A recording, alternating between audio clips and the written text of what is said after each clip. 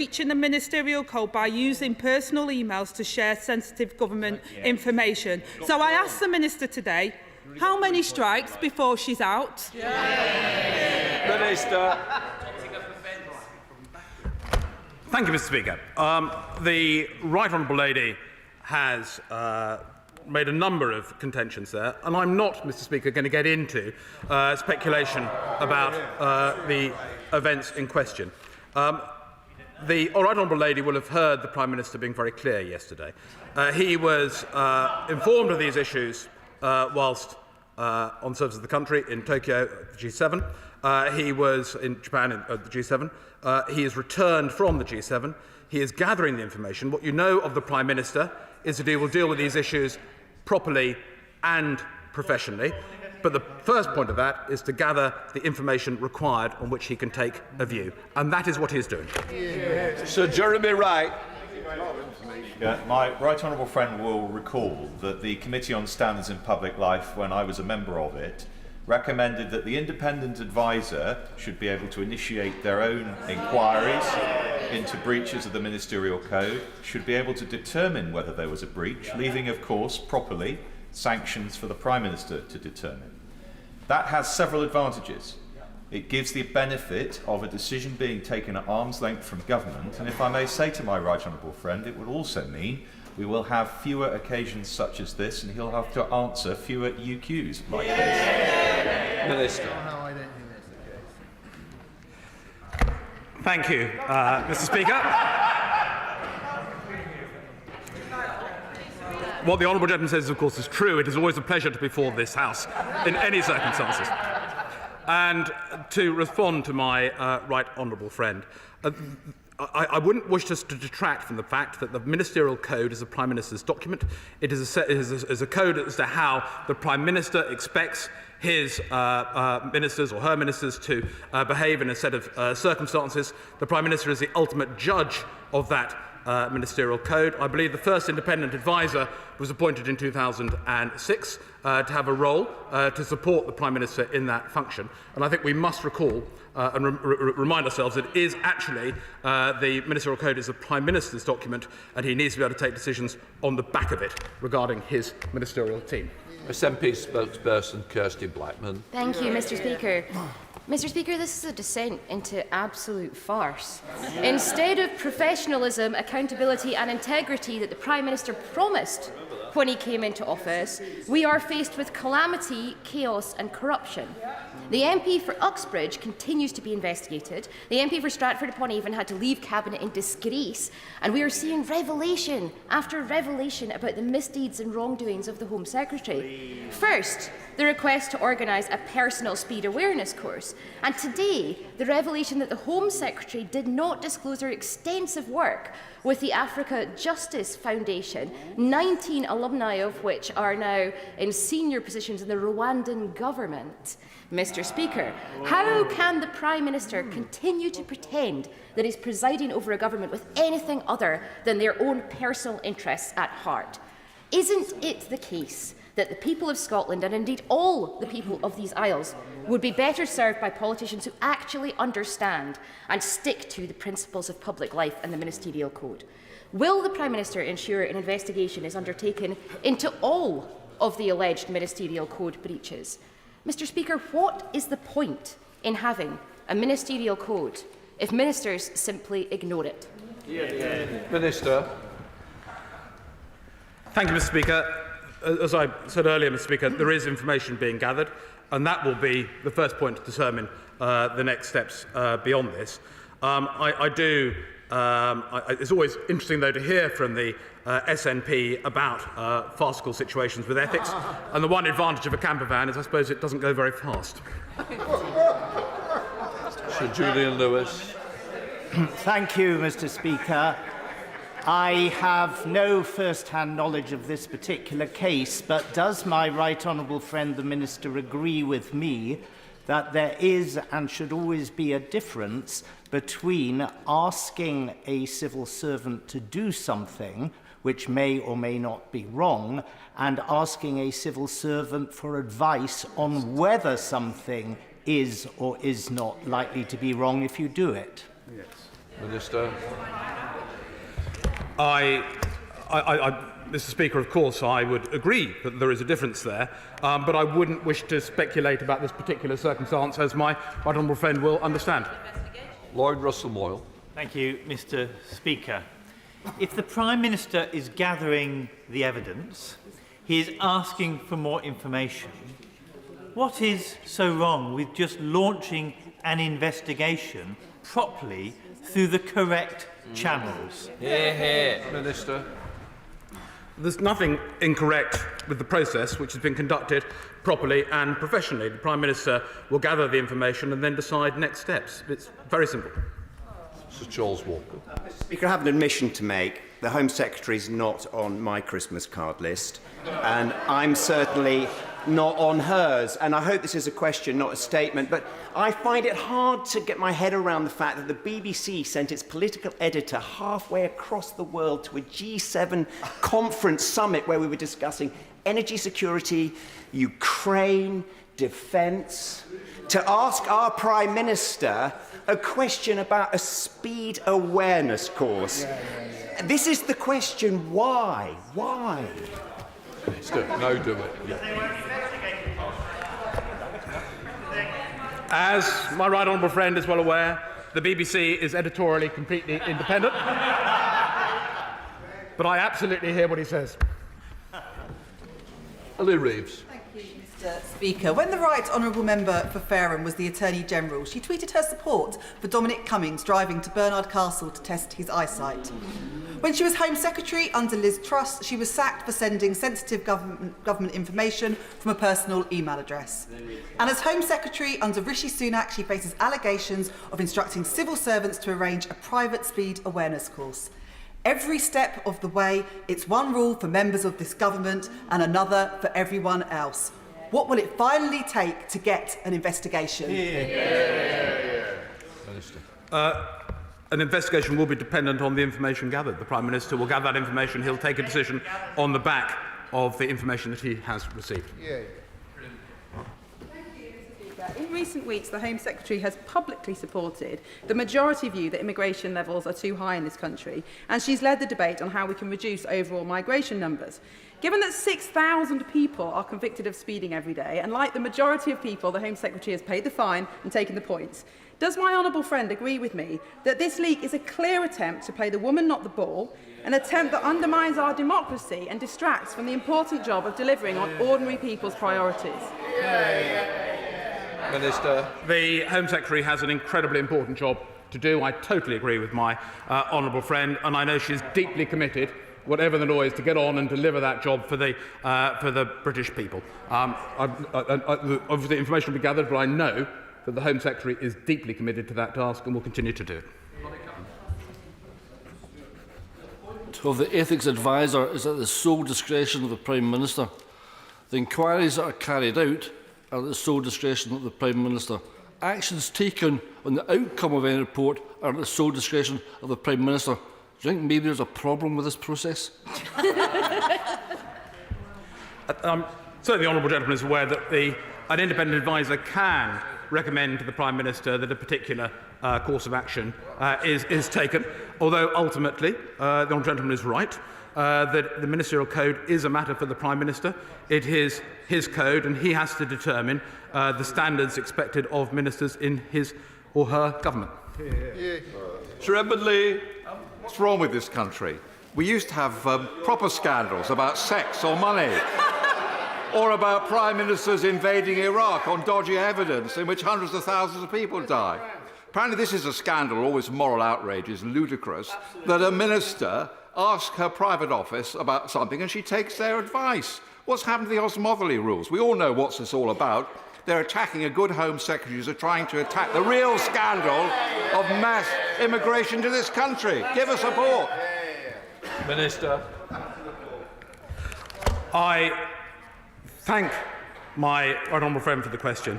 There is and I understand what he's saying, but there are, is this all a storm in the teacup? Is the question being asked by my right honourable friend. That the information will be gathered by the Prime Minister. As I said earlier to my honourable friend, whatever that process, I know that the Home Secretary is deeply committed to continue to deliver on her incredibly important work of delivering for the British people.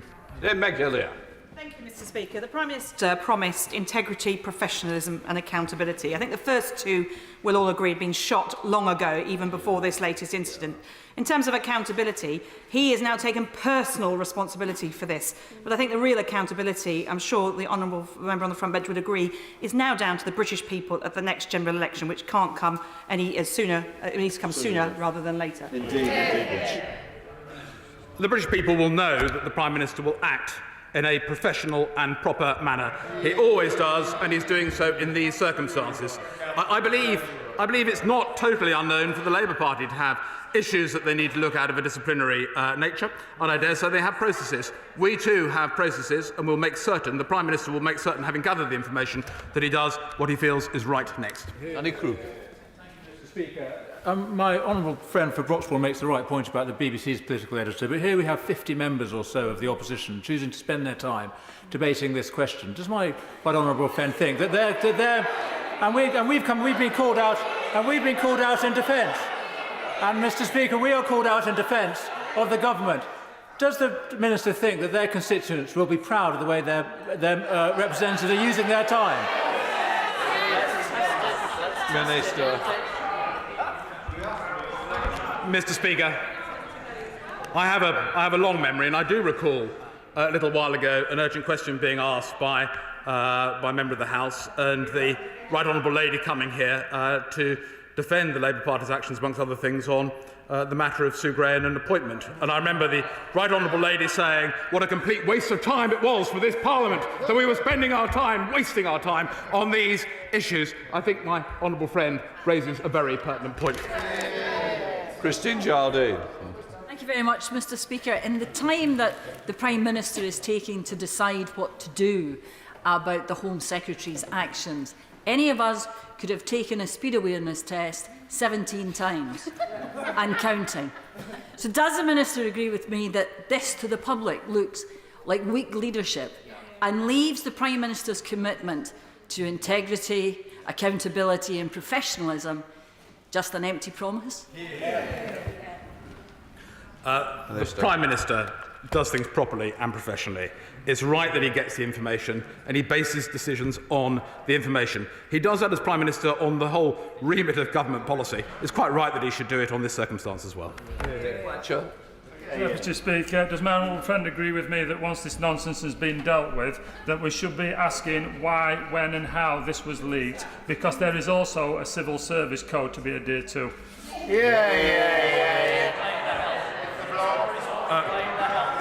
Look, I thank my honourable friend. Right now, the focus is on gathering the information the Prime Minister needs to take a decision on this. But I do thank him for his intervention. Clearly, it's always a matter of concern when information gets out, which in unauthorised ways and unauthorised circumstances. But I would say the focus now is on just gathering this information. Thank you, Mr. Speaker. This is not about just a speeding fine. This is about the integrity of the Home Secretary and how she behaved to officials when she received that fine. So did the Cabinet Office inform the Prime Minister about the emails sent to the Propriety and Ethics team regarding the request for a private speeding course? The Prime Minister now is asking for the information that is pertinent to this, and he'll take decisions on the basis of the information that he receives. Mr. Speaker, the people of Stoke-on-Trent North, Kidsgrove and Tork are more interested in how the Home Secretary is going to empty the hotels that are being used right now, undermining £56 million of levelling up funding with economic migrants and asylum seekers, interested in how to use the 330 brand new police officers that have been recruited to tackle crime and fly tipping in places like Cobridge, Tunstall and Smallthorne, are interested in making sure that we use that £2 million of Safer Streets funding that we secured to put new alley gates and additional CCTV. That is what they want to see, not this witch hunt from the party opposite, where the Home Secretary has already taken accountability by having... Mr. Gullis, when I stand up, you sit down. Once we get that message, we'll understand each other. We do want to get through. I think the Minister absolutely got the question. even if he's not responsible for most of our dairy. I did, Mr. Speaker. My honourable friend raises an absolutely valuable point, but for his constituents, what they are worried about is the conduct of our policy in relation to a whole range of issues, including their personal security, migration, and a whole list, which the Home Office has an incredibly important job to do, and I know my right honourable friend, the Home Secretary, is absolutely determined to produce those answers for the British people. Williams. Thank you, Mr. Speaker. They say confession is good for the soul. Recently, I took a speed awareness course. It was very well taught, available at an early hour so that it didn't interfere with my work, and available to all equally. Why didn't the Home Secretary avail herself of this equal opportunity? I thank the honourable gentleman. I'm better informed about speed awareness courses, but I'm afraid I'm not going to comment on the specifics of this circumstance. The Prime Minister is gathering the information, and then he will take a decision on the back of that. Andrew Gwynn. Thank you. Can the Minister confirm that civil servants contacted the Cabinet Office's Propriety and Ethics team about the Home Secretary's request? And if so, why does he think that the Prime Minister doesn't have that same integrity to ask his ethics advisor to formally investigate what happened? Minister. The Prime Minister is gathering information to ascertain the facts, then he takes a decision on the next steps from there. Mr. Speaker, within the last hour, it's been reported by the Independent newspaper that the Home Secretary stands accused of fresh ministerial code breaches over undisclosed links to the Rwandan government. As Chair of the Joint Committee on Human Rights, I've been in correspondence with the Home Secretary about well-evidenced human rights concerns in Rwanda and our committee's concern about the plans to send asylum seekers there. The Home Secretary, I think it's fair to say, seems to take a rather rosy-eyed view of Rwanda's human rights record. Does the Minister think this has got anything to do with her undisclosed links to the Rwandan government? And will he include that potential breach of the Ministerial Code in any inquiry? Minister. Mr. Speaker, the right honourable and learned lady knows more than me on this subject because she's read the full article. I just saw the tweet, so I can't really comment on that. I understand it was something that the Home Secretary did with Sherry Blair and others some considerable time ago, before a charitable endeavour before she entered Parliament. That's just what I got from the tweet. I can't really comment any more on that, as the honourable lady will understand.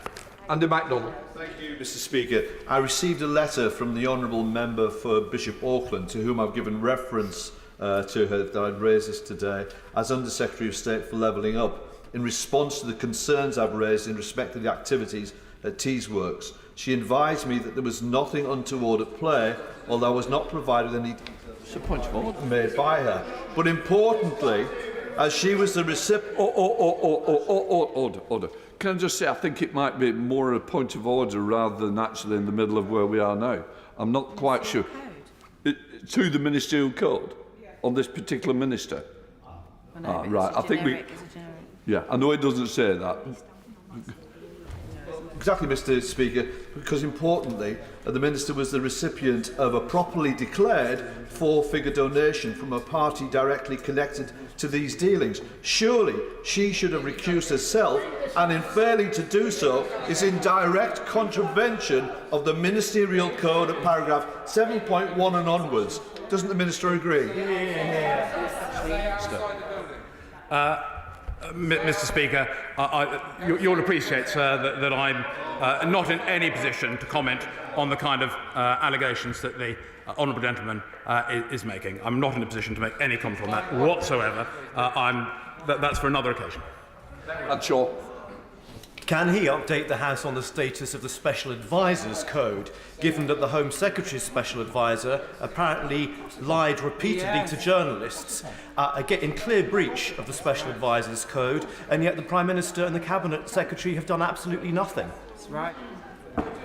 Minister, can I just say, if both gentlemen want a conversation, please take it outside, not across the chamber. Minister. Minister.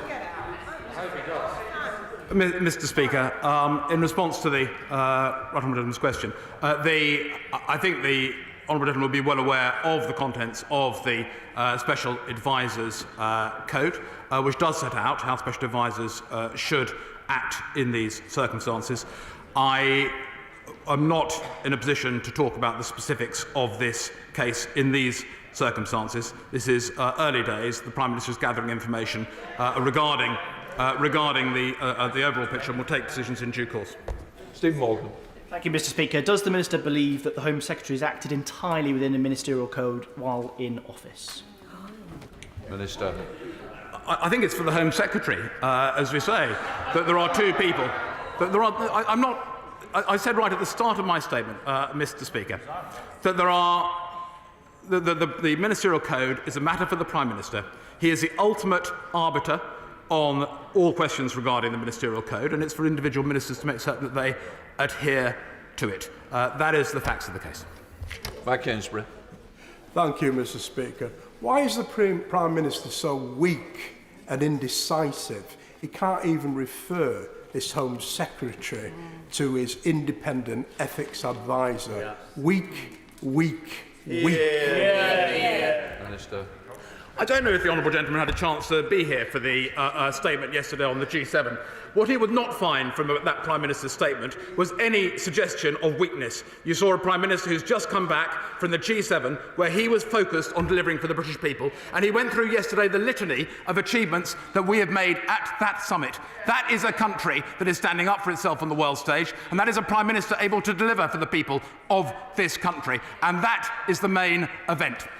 Thank you, Mr. Speaker. I wonder if the Cabinet Office Minister is just a wee bit teed off with the Home Secretary, because he came here to defend her today, and lo and behold, here's another scandal, actually mentioned earlier by my right honourable learned friend. How many inquiries does the Minister think the PM's ethics advisor should be asked to conduct, or should the Home Secretary just resign and save us all the bother? Minister. Whether this is a matter for the independent advisor will be a matter for the Prime Minister to determine. He is going to gather that information. He will then take a decision on it.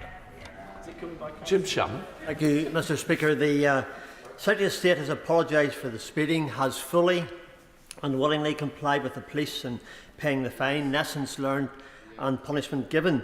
In the midst of the storm created today, lessons hopefully can be learned. Does the Minister agree that we can all learn from the biblical quotation, he or she who is without sin can throw the first stone? Yeah. Minister. I think, Mr. Speaker, if that is my last question, that is a very good point on which to end this session, and I thank my honourable friend for the question that he made. Point of order, Ed David. Thank you, Mr. Speaker. At Prime Minister's questions on the 19th of April, the Prime Minister claimed that last year the number of NHS dentists had increased in England by 500. However, today the British Dental Association has revealed that the number of dentists delivering NHS work has actually fallen by almost 700 in the 22-23 financial year. I'm sure, Mr. Speaker, that the Prime Minister did not intentionally aim to mislead the House.